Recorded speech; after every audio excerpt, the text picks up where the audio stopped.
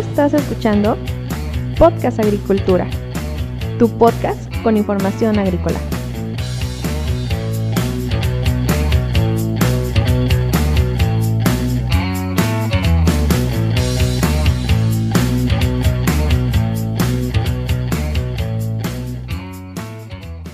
Hola, ¿qué tal? Yo soy Yolmo Axayacat y te traigo una nueva entrevista. En esta ocasión platiqué con mi amiga Laura Frías, quien es especialista en comercio internacional y quien tiene muchos conocimientos y experiencias en lo que respecta a la apertura de nuevos mercados para productos agrícolas y ganaderos.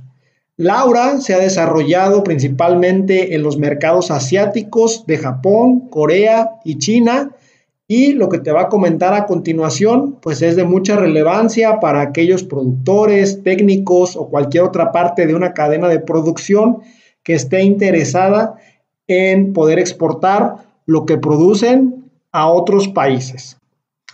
Antes de ir al audio, dos aclaraciones. La primera de ellas es, Laura estaba bastante ocupada, me hizo el favor de hacerme un espacio desde su lugar de trabajo para grabar esta entrevista y por lo tanto, pues vas a escuchar algunos ruidos de fondo ahí como de oficina.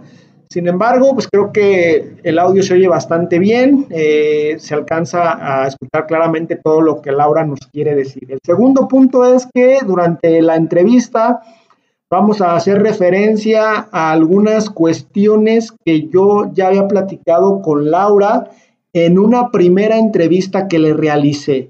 Si quieres escuchar esta otra entrevista que le realicé, la puedes escuchar en blogprofesional.com/podcast o puedes ir a Spotify, puedes ir a iVoox, a Apple Podcast y Google Podcast y buscar Podcast Profesional. Ahí te va a salir el otro podcast que yo tengo. Buscas el episodio 93 y ahí está el episodio que se llama Experiencia Laboral con Laura Frías. Una vez hechas estas aclaraciones, ahora sí, vamos al audio. Pues vamos a comenzar, Lau. Lista. Vamos a hablar sobre protocolos fitosanitarios para exportar productos agrícolas, productos cárnicos. Lau, sobre este tema yo sé absolutamente nada, así que dime por dónde comenzamos. ¿Cómo crees? O sea, no sabes nada. Bueno, te platico. En tema de comercio internacional hay algunos productos que por la propia naturaleza del producto del que se trata requiere ciertas certificaciones, ¿no? Las certificaciones que se encargan de esto, pues en nuestro caso es Senacica, Zagarpa, Acerca. Participan todas estas instancias, ¿no? En el caso de México, Senacica es quien lleva todo ese tipo de certificaciones. En materia de comercio internacional, obviamente que cada país tiene a sus propias instancias, ¿no? Como es en el caso de Corea, en el caso de Japón, en el caso de China, pues las diferentes secretarías de agricultura o los homólogos de Zagarpa, SADER hoy en día o Senacica son los que pueden participar. Okay. O son quienes están a cargo de ese tipo de certificaciones. Ok, perfecto. Entonces, cuando hablamos de obtener una certificación de ese tipo, ¿por dónde comenzamos? Pues mira, hay varios pasos. Yo les puedo platicar en mi super trayectoria.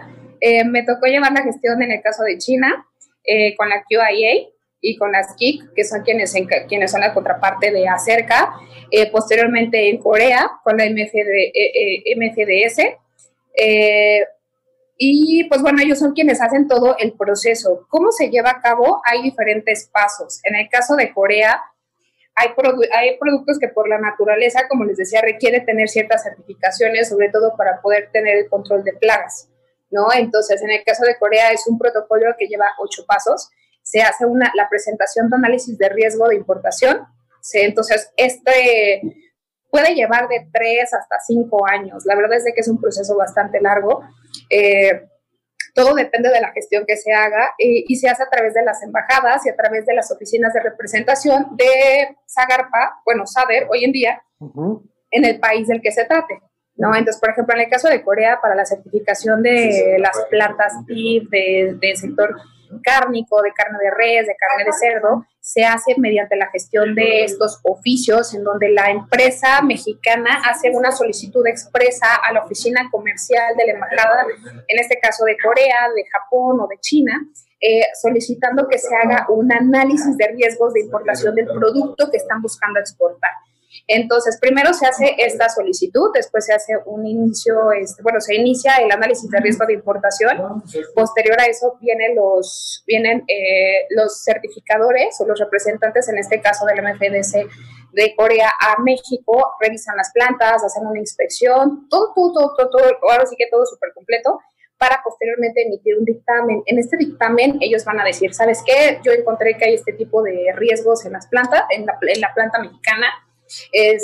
Yo encontré que se necesita este tipo de adecuación. Ahora sí que hacen todos sus tipos de solicitudes. Posteriormente a esta entrega de resultados, la empresa mexicana está obligada a hacer las adecuaciones necesarias para emitir nuevamente un oficio en donde de una manera, ¿cómo se dice?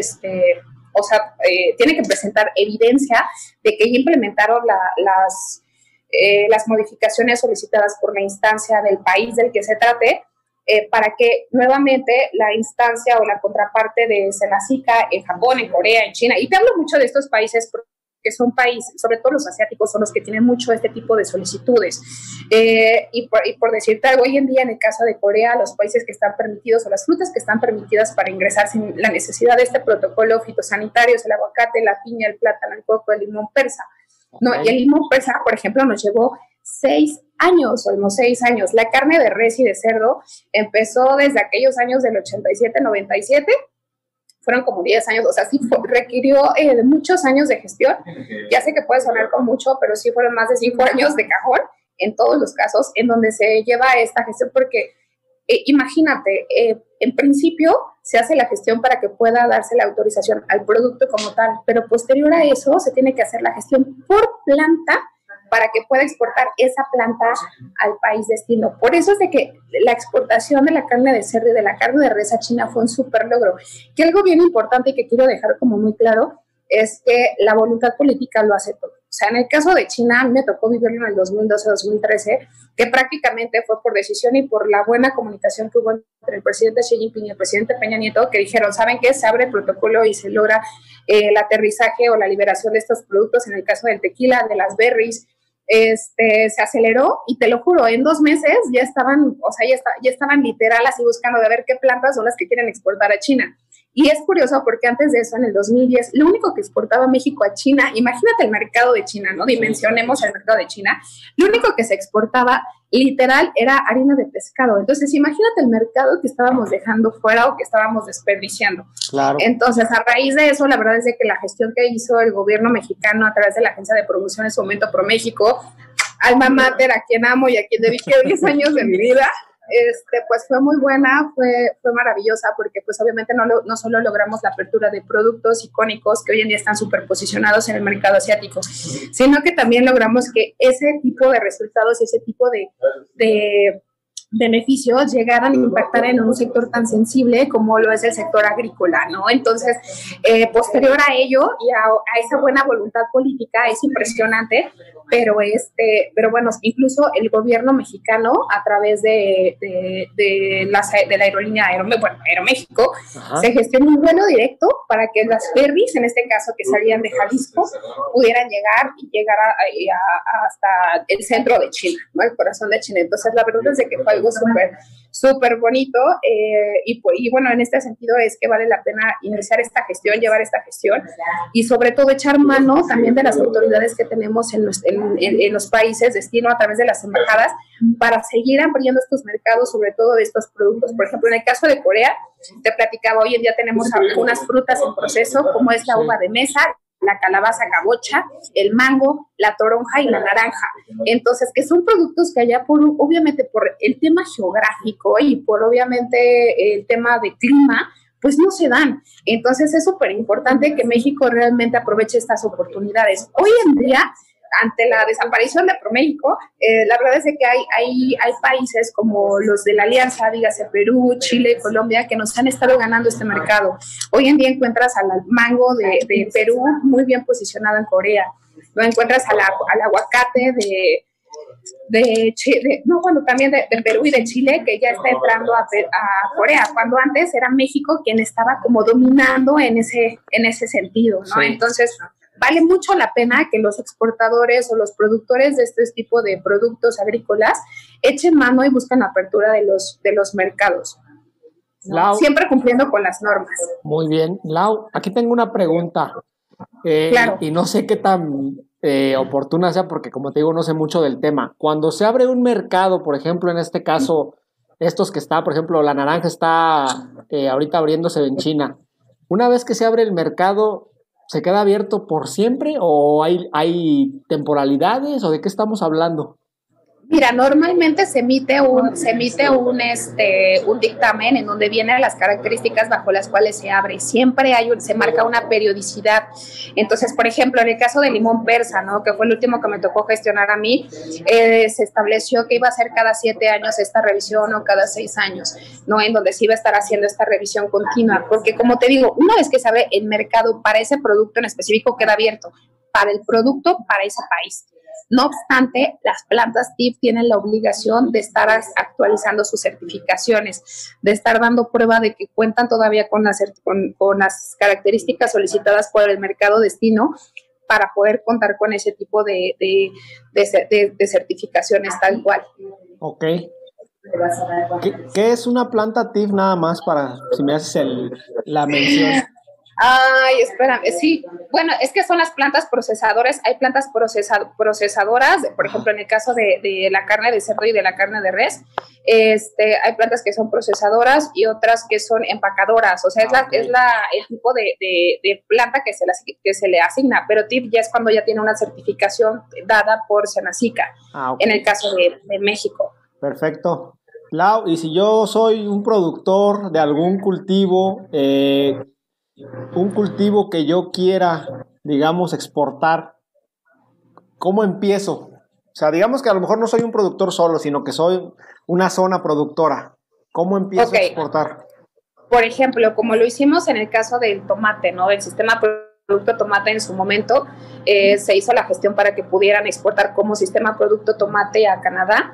En este caso, pues fue a través de una cadena, la integración de la cadena de proveeduría, de producción, perdón, en donde prácticamente se estandarizaron los estándares de calidad de todos los productores para poder exportar a un mismo mercado, ¿no? En el caso de, no sé, pensemos, ¿no?, de que tú dijeras, yo soy productor de uva de mesa de Baja California, ¿no?, y quiero exportar a Corea, que es el caso en esta situación, y dado que es un proceso que ya inició y que ya arrancó, lo que tienen que hacer en principio es, bueno, primero tener la certeza de que no tiene ningún tipo de plagas o ningún tipo de riesgo sanitario, ingresar una solicitud a través de la Oficina Estatal de Senacica en el estado del que corresponda y expresar el deseo por exportar al país del que se trate, dígase China, Corea, Japón, ¿no?, por decir algunos. Una vez que se hace esto, el oficial de la Oficina Estatal de Senacica emite una solicitud ante la oficina central de SABER, y SABER emite esta solicitud a la oficina de la que se trate, ¿no? En el caso, por ejemplo, de Corea, de Japón y de China, la oficina, bueno, China tenía su propia oficina, pero en el caso, por ejemplo, de Corea, toda la gestión se llevaba a través de la oficina de Tokio. Entonces, a través de la oficina de Tokio se hace la gestión con la Embajada de México en Corea para poder gestionar ante la MFDS, que es la contraparte de Senacica, el acceso de ese producto a ese mercado. Ok, todo eso conlleva muchos trámites. Ya me dijiste que si no hay voluntad política puede tardar un poco. Muchos años, es impresionante, pero así como se puede abrir en un par de años, también puede tardarse, te digo, o sea, puede tardarse 3, 4, 5 años. El caso de limón persa fueron 5, casi 6 años, lo que nos llevó a la apertura del mercado. Y todo eso tiene un costo. Los productores ojo, eso es súper importante. Tienen que tomar en cuenta que el costo, o sea, los productores, no, eso forma parte de las funciones y la labor que tiene que hacer en este caso SABER y que tiene que hacer Senacica, ¿no? En ese sentido, es muy importante que ellos sepan que la inversión que ellos tienen que hacer es exclusivamente para efectos prácticos de la adecuación que les soliciten. ¿sale? O sea, es obligación de SADER hacer esa gestión, por supuesto que no tiene ningún costo, y eso es súper importante porque a veces no falta el gestor vivillo por ahí que quiera pedirles alguna cooperación voluntaria. Lo que sí sé es que el costo que tienen que cubrir y los que a veces sí se les solicita es, por ejemplo, para llevar a los expertos certificadores de, por ejemplo, de Corea, que vengan, no sé, no hablemos, por ejemplo, en el caso del aguacate, que vengan a Michoacán, ellos son quienes tienen que venir aquí a México, y entonces sí tienen que ellos hacer esa gestión y ese desembolso, pagar los boletos y demás, pero eso quien lo hace es directamente la Secretaría. Okay. O sea, se sale. A ver, muy bien. ¿Y cuáles son los volúmenes mínimos que se manejan? Por ejemplo, en el caso del limón persa, pues si fuera un solo productor con 5 hectáreas, pues no creo que pudiera exportar, ¿o sí? No, pero sabes que es curioso porque cuando se hace, por ejemplo, la apertura del producto, lo que se hace es una oferta a nivel nacional. Entonces se emite un documento o un estudio de mercado en donde dicen, a ver, México tiene la capacidad de producción de tantas toneladas de limón. Entonces no se hace la gestión directamente con base en el producto o la cantidad que vas a exportar, sino más bien en general por todo el volumen. Ok, ¿dónde se publican esas por todo el volumen de producción nacional. Ajá. ¿Dónde se publican esas convocatorias? No, es que no es una convocatoria como tal, sino que es la solicitud que hace el productor. Digamos, el productor va y se acerca con la oficina de Senacica por ejemplo, ¿no? De limón persa, en Martínez de la Torres, se acerca al de Veracruz y le dice, oye, yo quiero exportar. Y entonces es obligación del representante, en este caso de Senacica en ese estado, hacer un estudio y presentar una propuesta de solicitud como tal, con base en toda la producción que se tiene en el estado o que se tiene a nivel nacional. Eso es lo que se tiene que hacer. O sea, no se hace con base nada más en, la solicitud de tal planta. No, cuando es la apertura del mercado del producto, se hace a nivel nacional. Posterior a eso, y una vez que se logra la apertura del mercado, que se aprueba y que ya vienen los certificadores, obviamente los certificadores escogen algunas plantas, ¿no? Algunas plantas de producción. Y entonces ya una vez que se tiene esa certificación, cada planta o cada huerto, por ejemplo, en el caso del limón persa, son los que tienen la obligación de solicitar el acceso y la certificación para poder tener ese ingreso o esa palomita y que puedan ya exportar. Ok, ya voy entendiendo el tema. Yo sé que tú tienes mucha experiencia en los países asiáticos, ¿no? Corea, China, Japón. Sin embargo, ¿un productor puede decidir a qué país quiere exportar? Es decir, puede indicarle a Senacica, yo quiero exportar limón a Serbia y Montenegro, y Senacica se tiene que poner a buscar el contacto en ese país, ¿o cómo se maneja eso? Mira, en ese sentido, SADER cuenta con dos grandes brazos, que son Senacica y que es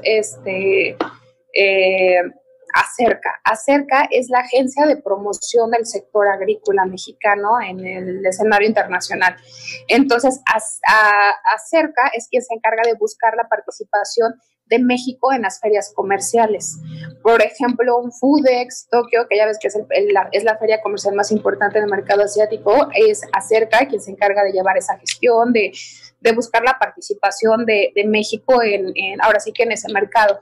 Entonces, si algún productor quisiera exportar y así como es el caso de Asia, es en el caso de Hannover o de algunas otras ferias, digo, en el caso de Europa, de Alemania, entonces a nivel internacional, así es como también Acerca tiene un calendario de ferias internacionales en donde participa y en donde ellos hacen la gestión del pabellón.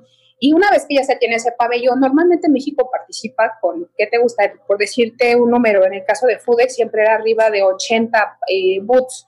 Entonces se invitan a 80 empresas mexicanas que ya estén calificadas, de eso se encarga previamente Acerca, de evaluar que ya cuenten con las certificaciones y las adecuaciones de producto necesarias para ingresar al mercado del que se trate. Entonces ella, en este caso Acerca, es quien se encarga de hacer la solicitud, o más bien de emitir la invitación para que estas empresas puedan participar en esas ferias comerciales.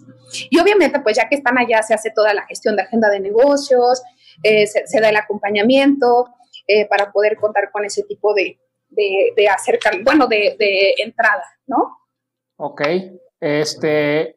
entonces, si se da ese acercamiento, si se da ese procedimiento, que te inviten a la feria, que se haga pues digamos ahí el conocimiento ahí con el país que quieres, ¿se puede hacer con el país que sea, aunque no haya un acuerdo comercial? Te lo juro que sí, claro que sí. No es necesario tener un tratado de libre comercio para poder exportar tus productos. El tener un tratado de libre comercio te permite contar con ciertas facilitaciones, desde el tema aduanero, de procedimientos o tal vez de certificaciones, pero y obviamente la parte económica, porque el arancel que pagas, pues, por ejemplo, por decir algo, en el caso del tequila, ¿no? O del limón persa mismo, en el caso de Japón, ahorita no estamos pagando nada porque existe un acuerdo de complementación económica, mientras que en el caso de Corea, el arancel que se paga está arriba del 200%, es del 240%, y bajo el protocolo que ya se tiene, se logró que se bajara a un 50-60%. Entonces, lo que permite tener un acuerdo comercial, pues es básicamente eso, tener como ese tipo de beneficios, ¿no? Ese tipo de beneficios económicos o normativos, pero no te limita. Por ejemplo, en el caso de la carne, nosotros estamos pagando con Corea igual aranceles súper altos y no tenemos un acuerdo comercial. Sin embargo, es rentable porque la carne en Corea es súper cara, se paga súper bien y, por ejemplo, por decirte un precio, perdón, en el caso del limón, un limón te cuesta $2.5, $3 la pieza, ¿no? Entonces, el precio y la rentabilidad que puedes tener es muy alta sin necesariamente contar con un acuerdo comercial. Ok, perfecto. Lau, ¿me podrías explicar, digamos, de manera sencilla qué es un arancel? Sí, claro, el arancel es la tarifa que pagas sobre la base del precio del producto que tú buscas exportar. Entonces, eso es lo que tú tienes que pagar para poder tener el acceso a ese mercado. Bueno, aprovechando que tú eres especialista en comercio internacional, a ver, tengo aquí una pregunta que creo que tú me puedes responder. La pregunta del millón, venga. Exactamente. ¿Qué son los acuerdos antidumping o qué es esto del dumping que de repente Estados Unidos quiere hacerle al tomate mexicano, ahora parece que a la frambuesa?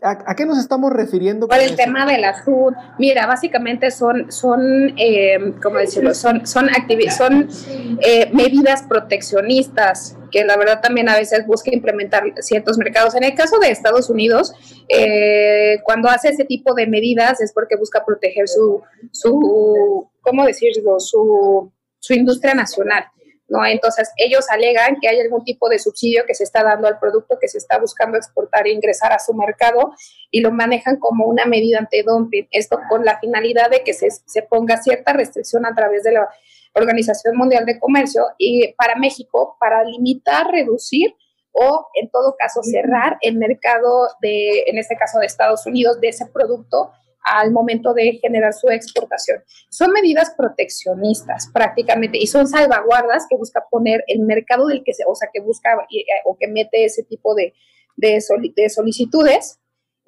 para poder o buscar la medida de proteger su industria nacional. Muchas veces lo hacen en realidad como una medida de defensa, por ejemplo, por aquellos años 90 lo hicieron en el caso del atún, decían que México estaba también matando delfines al momento de que estaba cazando el atún para poder exportar a Estados Unidos. Son medidas que utilizan simplemente para poder proteger de alguna manera su industria nacional. Ok, pero... Pueden o no ser reales, ojo, eso sí es súper importante, pueden o no ser reales y obviamente el tema es que una vez que las meten se tiene que iniciar un proceso en donde pues obviamente en este caso a México o a los productores de ese producto del que se trate tiene que hacer toda la gestión a la Organización Mundial de Comercio para probar que no están haciendo o ejerciendo esas medidas antidumping o dumping. Ok, 2 preguntas. Primera, ¿nuestro país tiene alguna medida de este tipo con algún otro país?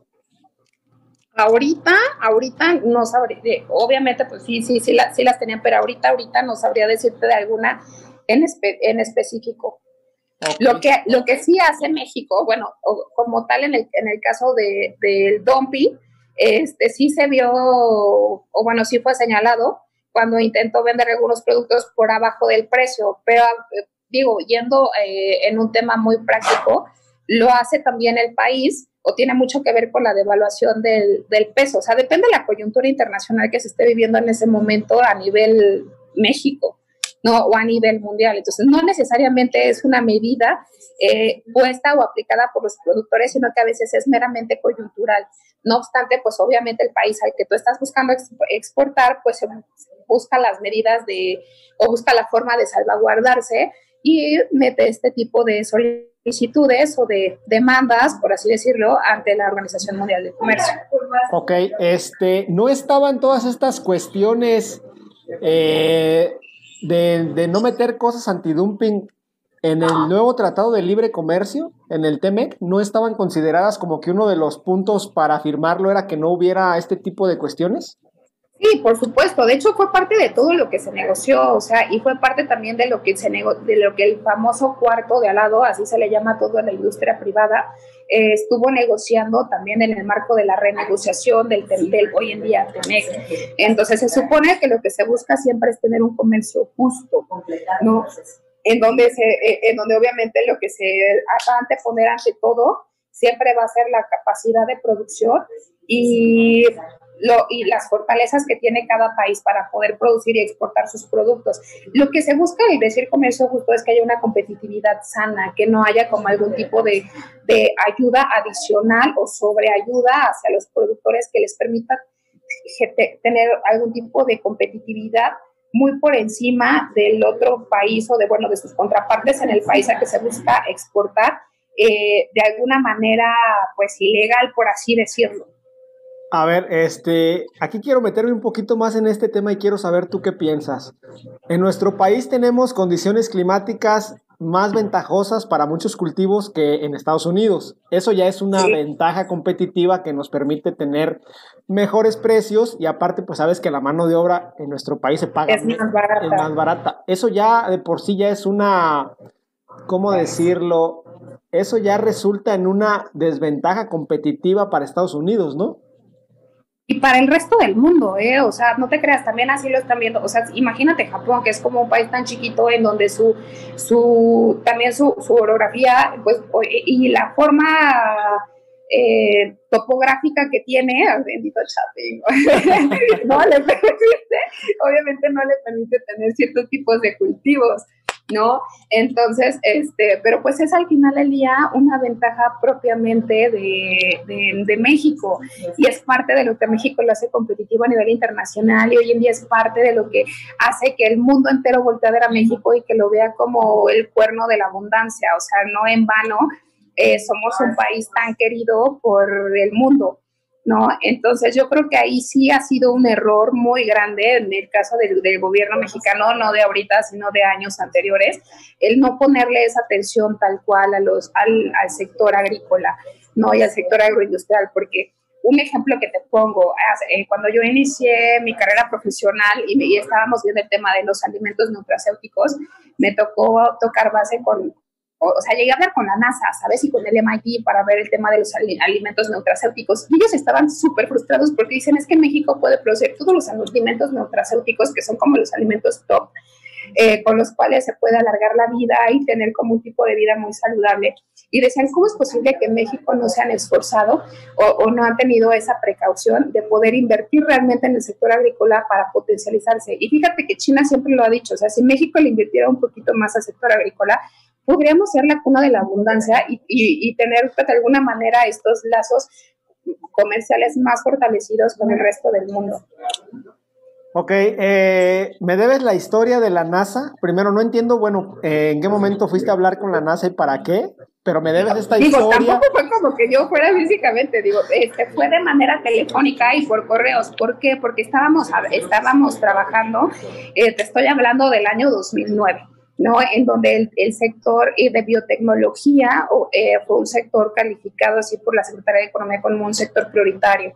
Error, creo, que fue posteriormente el quitarlo, ¿no? Al cambio de la administración, como sabes, todo cambia y están en su pleno derecho, pero quitaron el sector de biotecnología como un sector importante, cuando en realidad en México existe gente y tenemos ingenieros en ese tema que hoy en día están emigrando a países como Alemania y demás países europeos, el propio Japón, para llevar a cabo este tipo de investigaciones. Y fue curioso y hablé con ellos porque resulta que el jitomate, nosotros decíamos, después de, a raíz de que hicimos el proyecto de sistema producto tomate, dijimos, ¿por qué estamos exportando el jitomate como tal? O sea, si le metemos un proceso de producción muy básico, como es la deshidratación, el generar cápsulas de jitomate deshidratado, es otro tipo de producto que, quieras o no, eleva el costo, le estás metiendo un valor agregado al producto. Luego entonces, por eso fue que llegamos con los alimentos nutracéuticos, porque nos dimos cuenta que había cápsulas de este tipo de productos que la NASA utilizaba para llevar ahora sí que al espacio y alimentar a los astronautas, ¿no? Y entonces he ahí la historia de por qué terminé hablando con la NASA.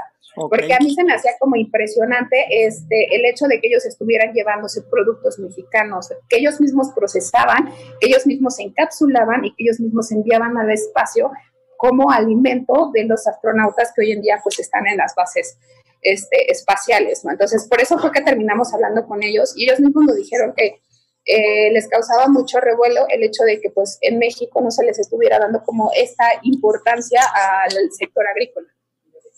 Ok, Lau, esa fue la historia, ¿no? Muy bien, muy interesante. Desde tu punto de vista, ¿podríamos llegar a tener cultivos en riesgo de que otros mercados no los quieran comprar? Cultivos que están en nuestro país actualmente devastando el medio ambiente. Tú sabes que hay algunos cultivos que están cortando bosques para poner esos cultivos. Sabes que hay cultivos que están contaminando los mantos freáticos. ¿En algún momento podríamos llegar a tener problemas internacionales por eso? Yo creo que sí. ¿Y sabes por qué? Yo creo que sí. Y además creo que lo estamos haciendo muy mal, porque lo estamos haciendo pensando que y no es por nada, y digo, yo no juzgo a quienes han decidido cambiar la producción o sus cultivos como tal por ese tipo de productos, porque desgraciadamente lo que los ha orillado a generar ese tipo de cambios es la necesidad económica. Y esa es la parte más triste, que muchas veces lo hacen pensando en que eso les va a generar o les va a ser más rentable.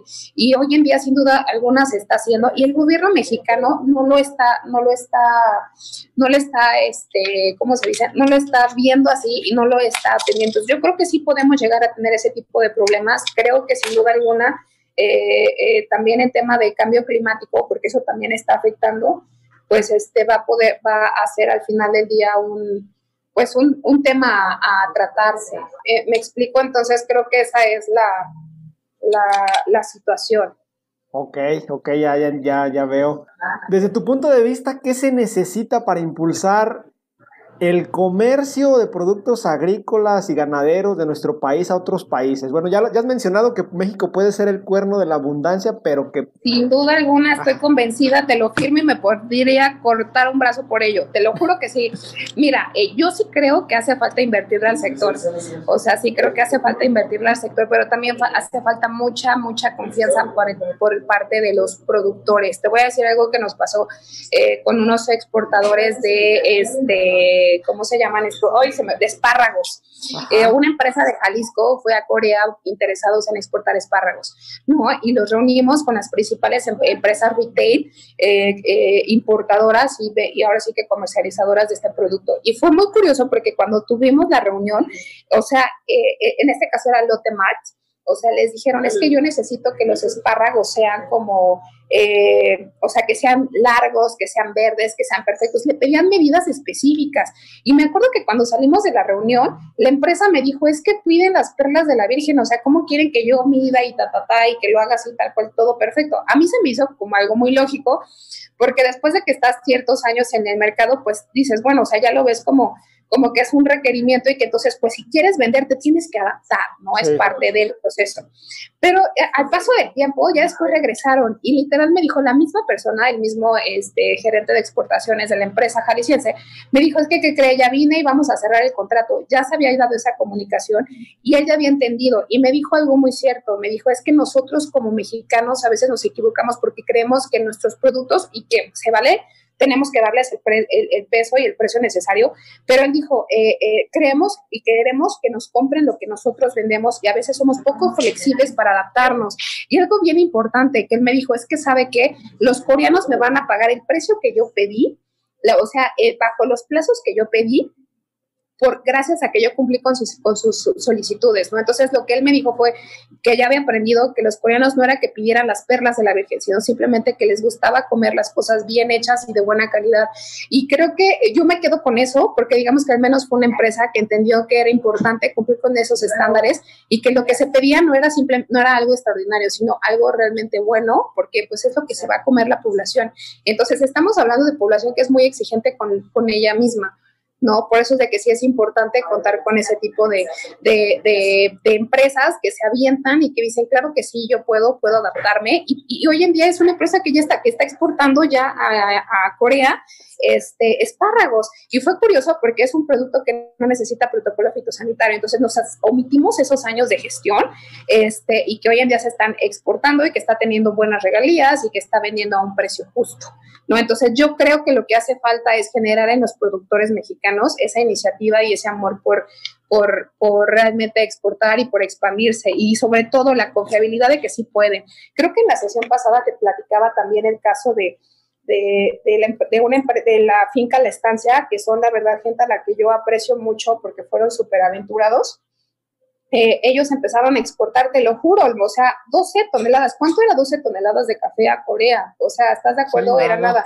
Y empezaron así, y hoy en día están exportando, pues ahora sí que el triple de esa cantidad al mismo mercado, y están creciendo, y ya son ellos los ahora sí que están vendiendo toda su producción a esta empresa coreana, ¿no? Entonces, a lo que voy es de que a veces no te tienes que limitar o pensar que la cantidad que puedes exportar es muy poca. Si tienes la cantidad y la calidad, si tienes la calidad, aviéntate, o sea, busca la manera, no pasa nada. Hay empresas que están exportando, te lo juro, a través de DHL, o sea, la limitación a veces es más aquí que lo que realmente, o sea, puede ser tu producto, ¿no? Y yo creo que sí vale la pena buscar eso, y sobre todo hacer que el gobierno voltee a ver el sector. Creo que eso es algo bien importante. Y hoy en día algo que a mí me gusta y que aplaudo es que la administración actual, a la gente que tiene en Saber, te lo juro porque lo vi, los conozco, o sea, son gente chapinguera. Eso me encanta y me llena el corazón. O sea, porque ahí es en donde tienen que estar, ¿sabes? Anteriormente había ingenieros, digo, de tema mecánico o así. Hoy en día son gente que realmente le sabe al sector. El tema es de que le saben al sector, pero tal vez en el tema comercial o en esa visión de apertura tal vez están un poco cerrados. No pasa nada, yo creo que estamos en el camino y creo que estamos, pues, o sea, esperemos que vayan cambiando un poco esa visión, pero creo que sí es importante que sea también iniciativa de los productores el querer exportar, el querer salir y el querer darse cuenta de que el mundo es demasiado grande, no es solo México. México, o sea, es lo más hermoso que hay en el mundo, pero no es lo único. ¿Estás de acuerdo? Estoy de acuerdo, Lau, pero oye, mira, entiendo muy bien lo que comentas y ese punto de que los coreanos pueden exigir porque quieren alimentar bien a su población, estoy completamente de acuerdo, pero en nuestro país comemos cualquier cosa. O sea, no tenemos y eso está mal, no tenemos este estándar de decir, no voy a comprar este producto agrícola si no está de tal calidad, ¿cierto? Sí, y te lo juro que eso está mal. ¿Y sabes por qué? Y te voy a decir algo que nos pasa, por ejemplo, con China. Con China el trámite, con China eso también nos está pasando. Con China no, el problema que tenemos con China es que no nos hemos sentado a negociar el tú a tú. O sea, nos emocionamos y porque es China y porque es muy grande y whatever. Ajá. Creemos que les tenemos que dar prioridad. China, a donde mandan los productos de alta calidad es Europa.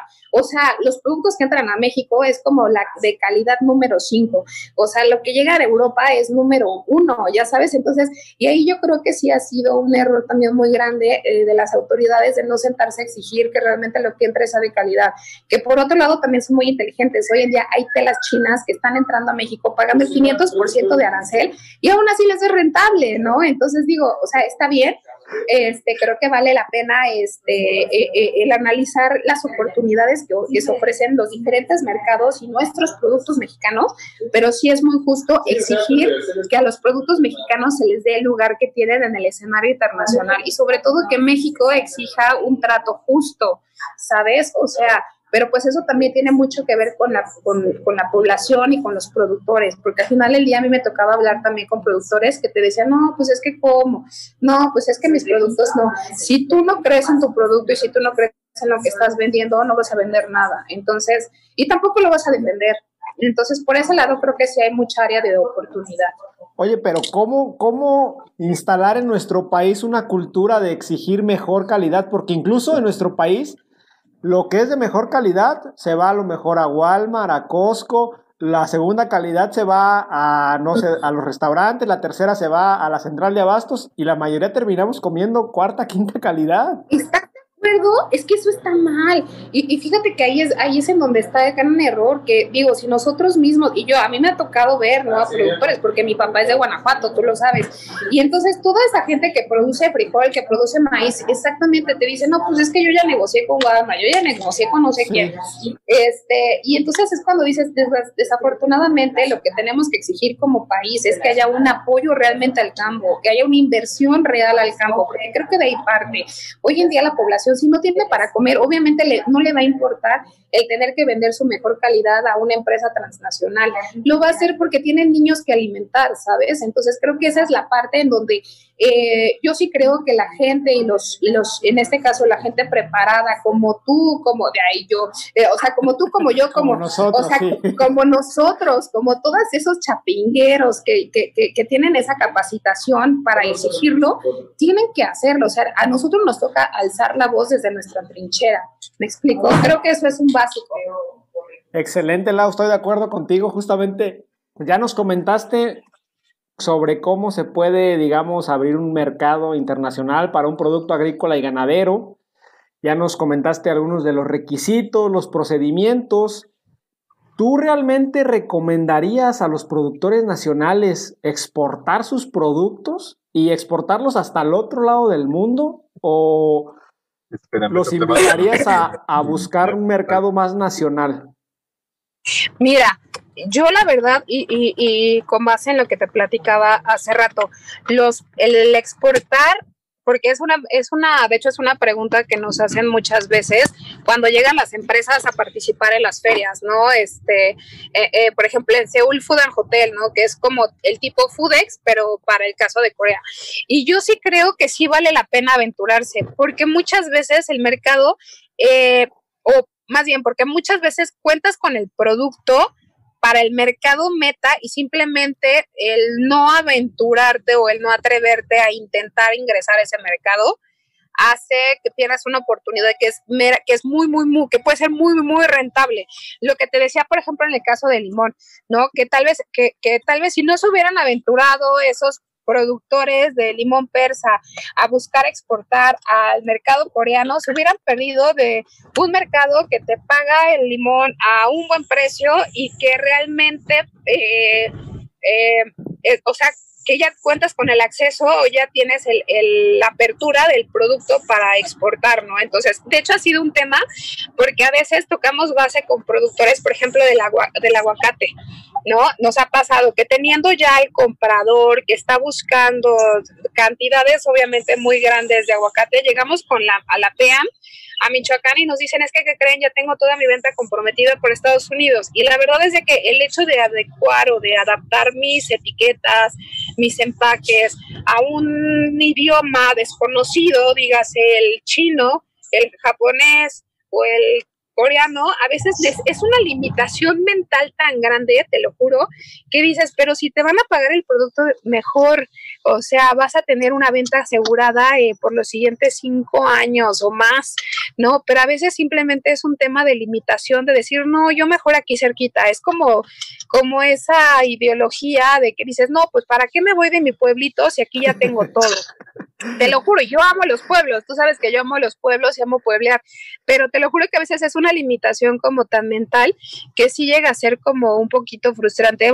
Bueno, en mi caso, como promotora de comercio, o sea, sí llega a ser así como de, híjole, hay veces que te quieres meter en la cabeza de los productores y tratar de transmitirles que no los vas a soltar, que tú vas a estar con ellos, que vas a estar ahí para ayudarles, para traducirles lo que necesiten, pero pues a veces simplemente es parte de su idiosincrasia, ¿no? El decir, no, pues ¿para qué me aventuro? Mejor lo vendo aquí o se lo vendo por decir algo, ¿no? A la central de abastos de aquí del estado, porque pues es más fácil, porque pues ya lo conozco, entonces te digo, son limitaciones que uno tiene, pero demasiado mentales, que a veces no tiene nada que ver con la rentabilidad o el precio del producto.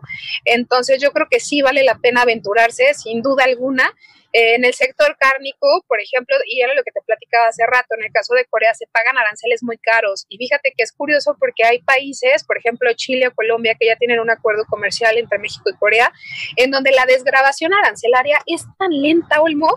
Haz de cuenta que si lo que marca la norma es, o bueno, la ley, es que tienes que pagar 40% de arancel al entrar tu producto cuando no tienes un acuerdo comercial. Resulta que ya teniendo un acuerdo comercial, los primeros del año 0 al año 5 te baja únicamente 10%, del año 5 al año 10 te baja otro 5%, y del año 15, del año 10 al año 15, te lo juro. Por eso es de que hoy en día el sector cárnico está muy bien posicionado en Corea, porque pese a que hay países como Colombia, como Chile o como Perú, que ya tienen un acuerdo comercial con Corea, hoy en día la carne mexicana es la carne mexicana, o sea, la calidad dista muchísimo. Entonces los coreanos prefieren importar la carne de res o la carne de cerdo mexicana que la carne de estos otros países latinoamericanos, ¿no? O sea, básicamente esa es como un poco la situación. Okay. Entonces es muy curioso, pero yo creo que sí nos hace falta esa visión. Y te digo, son empresas mexicanas que ya están bien posicionadas, que hoy en día ya están exportando al mercado coreano, porque simplemente se quitaron esa venda y se aventuraron. Entonces a veces la oportunidad está en donde nadie más la ha visto. Otro caso de éxito que te puedo compartir es el caso del aceite de aguacate. Una empresa mexicana, se llama Agrocrece. Ellos empezaron a exportar aceite de aguacate cuando estaba el boom del aceite de aguacate en Europa, ¿no? Y ellos casualmente dijeron, no, nosotros vamos a ver a Corea. ¿Por qué? Porque nadie está viendo para allá. Entonces a veces la oportunidad de negocio está en donde nadie más la ha visto. Sí. Y te lo digo porque a mí me tocaba, ¿no? O sea, cuando te estoy hablando del 2011, cuando recién entré al área de Asia, todo el mundo me decía, ¿pero por qué Asia? Pues si estabas en Norteamérica, qué necesidad o qué terquedad la tuya de irte a un mercado que pues hoy en día nadie pela. Y te lo juro que fue tan bonito el ir pudiendo callar esas bocas y que vieran cómo la oportunidad estaba justamente ahí, porque a veces lo mejor está en donde nadie más ve, ya sabes. Entonces yo creo que sí vale la pena que los productores realmente busquen esa apertura de mercados. México cuenta hoy en día con 12, ya casi 13 tratados de libre comercio, con acceso a 55 países ya con el TPP. Entonces, que vale mucho la pena que puedan realmente analizar las oportunidades que nuestras alianzas comerciales ofrecen y poder evaluar oportunidades que tal vez nadie más ha visto, ¿no? Por ejemplo, hoy en día ya tenemos acceso a Brunei, ¿no? No sé, a mercados que tal vez tú dijeras, ¿y eso como dónde está, no? Sí, no tengo idea dónde queda Brunei. Ajá, ¿cómo crees? O sea, bueno, a eso voy, ¿no? Que son países que tal vez pues nunca te hubieras imaginado y en donde está la oportunidad que tal vez estás buscando como empresa. O sea, te digo, como por ejemplo el caso de La Estancia, que dijo, ay, yo me voy a Corea, ¿por qué no? Y hoy en día toda su producción la están haciendo para ellos, para este país asiático. Entonces vale mucho la pena considerarla, vale mucho la pena darse la oportunidad de analizar. Y es más, si quieren, no adecúen, no hagan nada, pero dense la oportunidad de conocer ese mercado. Y no tienen que viajar, O sea, para eso está una embajada y para eso están las instancias gubernamentales, para poder solicitar información. O sea, y eso es súper legal y lo pueden hacer sin que les cueste un peso. Entonces, a veces simplemente es darse la oportunidad de conocer. Eso siempre es como la clave, creo yo. Ok, tú has hablado de que estos trámites son gratuitos, pero aquí tengo una pregunta ya para ir cerrando la entrevista y quiero saber tu opinión. Si un grupo de profesionistas consolidaran una especie de buffet para abrir mercados, porque como tú sabes, muchas veces los productores están metidos en su producción y apenas les alcanza el tiempo para ver este tipo de trámites. Si un grupo de profesionistas hiciera una consultoría de este tipo para abrir mercados, ¿crees que tendría futuro? ¿Crees que realmente tendría mercado aquí en nuestro país? Por supuesto, de hecho creo que eso es lo que hace falta y no es por nada, pero digo, insisto, tal vez porque es en donde me desarrollé 10 años, pero México tenía muchísima chamba en ese sentido, o sea, pero mucha, no sabes, y hoy en día es una labor que no se está haciendo, es una labor que ha quedado huérfana, y si bien la Secretaría de Economía abrió la unidad de desarrollo de negocios, de inteligencia de negocios, creo que es como se llama, pues no se están dando abasto porque únicamente están atacando a algunos proyectos estratégicos y algunos productos icónicos, cuando en realidad el sector agrícola como tal es mucho, muy grande. Y tan simple como Acerca, ¿no? Que también se enfoca únicamente en ciertas ferias comerciales, pero no, desde mi punto de vista, creo que la labor que ellos también tendrían que hacer no es nada más llevar ya a las empresas que están listas. Del gran hoyo o el gran ausente es esa instancia preparatoria de las empresas del sector agrícola para que exporten. Hoy en día no hay una instancia, está Acerca, que como tal se encarga de llevar a las empresas a que participen en las ferias. Ok, sí, pero ¿qué pasa antes de eso? ¿Qué instancia es la que las prepara realmente para que estén listas a exportar? ¿Sabes? Creo que ese es el gran actor ausente y creo que ahí es en donde está una gran área de oportunidad. Y ahí, si me preguntas a mí y nos ponemos poquito creativos, yo creo que hay un buffet padrísimo por parte de algunos chapingueros del tema, o sea, de la carrera de comercio internacional. Creo que sí hace falta y creo que tienen mucha tarea. Y te lo digo porque yo conozco a varios productores que se han acercado a preguntar específicamente sobre este tipo de gestiones o ese tipo de preparaciones. Y hoy en día hay mucho Expro México también que está dedicado a la consultoría y a dar estos apoyos, pero la verdad es que tú y yo sabemos que pues zapatero a tus zapatos, ¿no? Y el poder tener esa capacitación y ese conocimiento y ese know-how que te permite la Universidad Agrícola Chapingo es clave para poder cerrar pinza y poder preparar realmente a las empresas mexicanas. Y sobre todo que entren y que no solo vayan y que exporten una vez, porque eso es muy fácil exportar una vez. Lo difícil es mantener esa constancia y generar clientes permanentes. O sea, eso es realmente lo que a veces lo que es el reto, creo yo. Entonces, si a mí me preguntas, yo creo que ya se tardaron y que hace falta un despacho así padrísimo, y es más que forme parte de la Universidad Agrícola Chapingo, o sea, sería un hit. Lau, tienes los contactos, tienes los conocimientos y las experiencias. ¿Cuándo vas a poner tu buffet de consultoría? Sí, ¿verdad? Estaría buenísimo. Te estás tardando. No te creas. Me encanta el sector, amo el sector con locura, y a mí la verdad sí está en mi bucket list el poder desarrollarme en esa área. O sea, sí está. Excelente, sí Lau. está. Oye, pues muchísimas gracias por tu tiempo para esta segunda entrevista, primera de Podcast Agricultura, pero pues ya tuvimos una para Podcast Profesional. Antes de terminar, Lau, no sé si quieras dar un mensaje final. Pues mira, la verdad es de que, y porque sé que muchos de los que están escuchando son productores agrícolas, jóvenes que están recién egresados o que ya están desarrollándose en el campo, yo creo que es tiempo, y sobre todo ahorita, que la verdad la administración actual tiene esa apertura. Yo creo que sí es tiempo de que no quiero decir que se pongan las pilas, porque hay muchos que están trabajando y que llevan años desarrollándose en el sector y que simplemente no han encontrado los aliados estratégicos o las ayudas necesarias. Yo creo que sí es tiempo de que toquen las puertas, de que insistan, de que se acerquen a las instancias que tienen que hacer ese trabajo, porque no es por nada, pero para eso están, dígase las oficinas estatales de Senacica, de Acerca, para que puedan contar con esas herramientas, que se aventuren, y no digo que se aventuren a ojos cerrados, sino que analicen, que volteen a ver otros mercados, y que pues es tiempo de que ellos también crean en el sector mexicano, porque a veces eso pasa. Nosotros desde afuera, como promotores de comercio, podemos decir, es que tenemos esto y tenemos lo otro, pero a veces te acercas con los productores y son los que menos creen en sus productos, ¿sabes?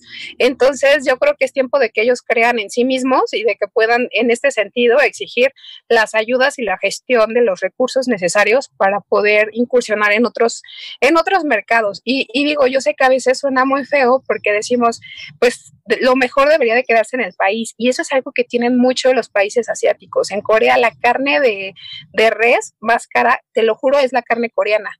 O sea, y es un tema de idiosincrasia. Allá lo más caro es precisamente lo coreano, y te juro que ves a la gente feliz. Los Samsung allá, o sea, los teléfonos Samsung allá son más caros que aquí. O sea, y mucha gente cuando va y dice, oye, pero ¿por qué es más caro? Si debería ser más barato, ¿no? Aquí los hacen. Sí, pero para ellos le dan un valor adicional porque saben que es coreano. Entonces dicen, es coreano, es bueno. Luego entonces tiene que obviamente ser más caro. Y lo ven como un producto de lujo. A veces aquí la credibilidad que tenemos en nosotros mismos como mexicanos es nuestra principal limitación. Entonces yo os invito a esos profesionales, conocedores y sabedores del sector que le echen ganas, que crean en ellos y sobre todo que exijan lo que tienen que exigir ante las instancias necesarias. O sea, que busquen esas ayudas, porque pues para eso están, ¿no? Claro. Entonces creo que ese sería mi mensaje, un poco largo, pero ese es mi mensaje. Muy buen mensaje, Lau, pues muchísimas gracias nuevamente. Sé que eres una mujer muy ocupada, agradezco el tiempo que me has destinado para esta entrevista y también te digo, por ahí te voy a volver a buscar en un par de meses para seguir platicando. Claro que sí, ya sabes que estamos a la orden, siempre para servir y sobre todo para apoyar este sector que tanto amo y que tanto me dio en su momento.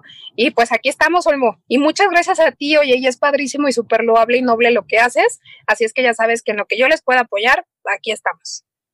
Y hasta aquí la entrevista del día de hoy. Quiero agradecer nuevamente a Laura por la disposición que ha tenido para esta entrevista y para la anterior que ya le realicé. Te recuerdo, si quieres saber más sobre Laura y su experiencia laboral, puedes ir a blogprofesional.com/podcast o descargar en Spotify, buscar podcast profesional, buscas el episodio 93, experiencia laboral con Laura Frías.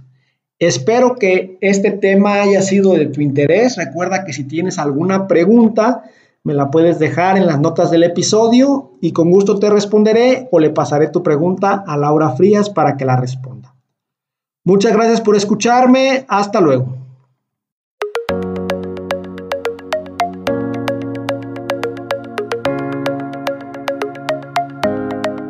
Hemos llegado al final de este episodio. Muchas gracias por escuchar Podcast Agricultura.